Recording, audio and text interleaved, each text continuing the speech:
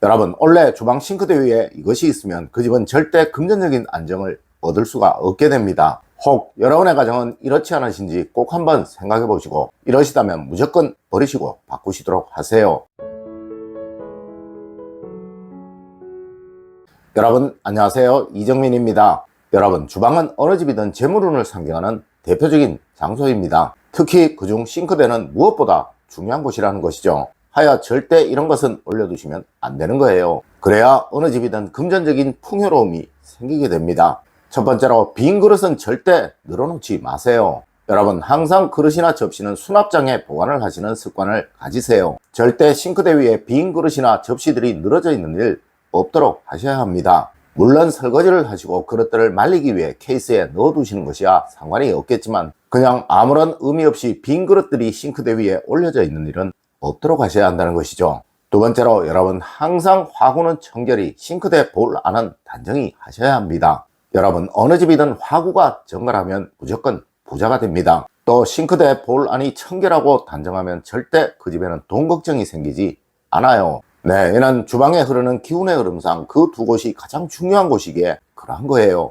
여러분, 항상 말씀을 드리지만 언제이든 이 두 곳은 청결히 하시는 습관 꼭 가지세요. 네, 이렇게 하시면 절대 돈으로 인한 고민이나 걱정은 없으실 거예요. 세 번째로, 원래 눈에 잘 보이는 곳에 꼭 꿀은 두세요. 여러분, 원래 주방에 꿀을 두시는 것은 정말 중요합니다. 네, 이것은 어느 집이든 원래 재물복을 살려주는 키가 될 거예요. 절대 숨겨두지 마시고 주방에서 눈에 잘 보이는 곳에 두시고 드시도록 하세요. 그러면 올 한 해 하시는 일에서 막힘이 생기지 않을 것입니다. 네 번째로, 쌀이나 쌀을 보관하는 것을 싱크대 위에 올려두지 마십시오.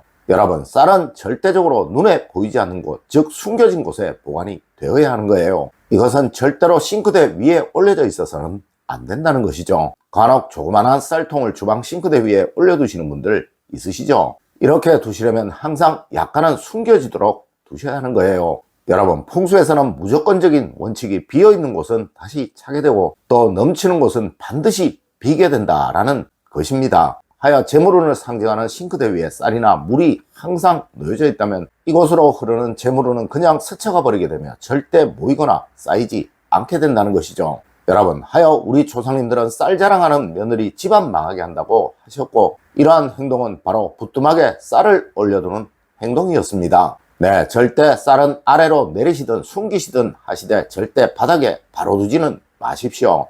다섯 번째로, 여러분 싱크대 위에 식재료를 오랫동안 올려두지 마세요. 여러분, 식재료는 신선함이 원칙이라 보관이 무엇보다 중요한 거예요. 물론 요리를 위해 식재료를 잠시 꺼내어 싱크대 위에 올려두는 것은 문제가 전혀 없을 것이나, 이것들을 오랫동안 싱크대 위에 올려두고 보관을 해서는 안 되는 것입니다. 네, 그 위치와 원리는 앞서 쌀과 같은 것이라고 생각하시면 무리가 없을 거예요.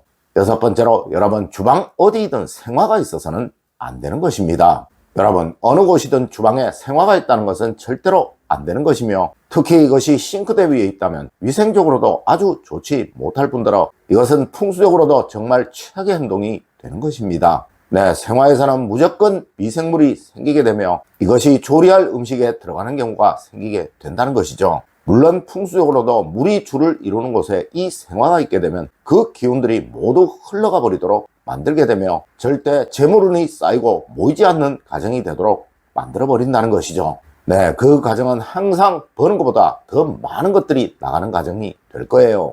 여러분, 풍수에서 주방의 화구가 재물운의 보고라고 말을 하는 것은 이 주방을 상징하는 수호행과 화구를 상징하는 화호행이 서로 대립과 균형을 만들어 이것이 모이고 쌓이는 것을 의미하는 것이기에 그러한 것입니다. 물론 주방 창가에 작은 미니 화분을 두시는 것은 정말 좋은 거예요. 하지만 큰 화분, 큰 꽃은 절대 두지 마세요.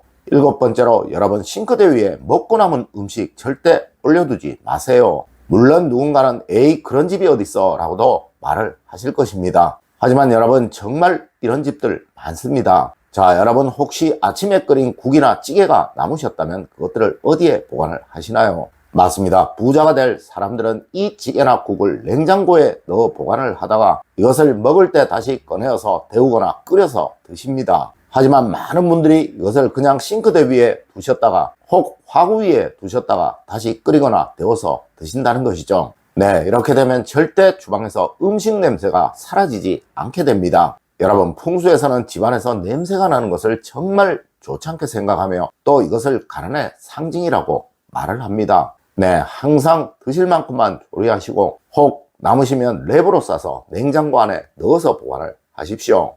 여덟 번째로, 여러분, 싱크대 위에 조명은 밝을수록 그 집의 재물운은 좋아지게 됩니다. 여러분, 주방이 어두우면 절대 그 집에 재물운이 살아나지 못하게 되며 또 간혹 아예 들어오지 않는 경우도 생기게 됩니다. 네, 주방은 항상 밝고 환해야 하는 거예요. 특히 그 중에서 싱크대 위에는 무조건 밝아야 하며 항상 조리와 음식 준비에 불편함이 없어야 한다는 것입니다. 이는 풍수에서 주방을 상징하는 곳이 수호행이며 특히 싱크대 주변은 수호행의 기운이 아주 강한 곳이라 이것에 대비하여 화호행의 기운이 반드시 있어야 한다는 의미로 그러한 거예요. 네, 이 수호행에게 화호행은 재성, 즉 돈을 의미하는 것이니까요. 하여 요즘 건축에서도 주방은 아주 밝게 환하게 그리고 산뜻하게 만드는 것이 대세인 것이죠.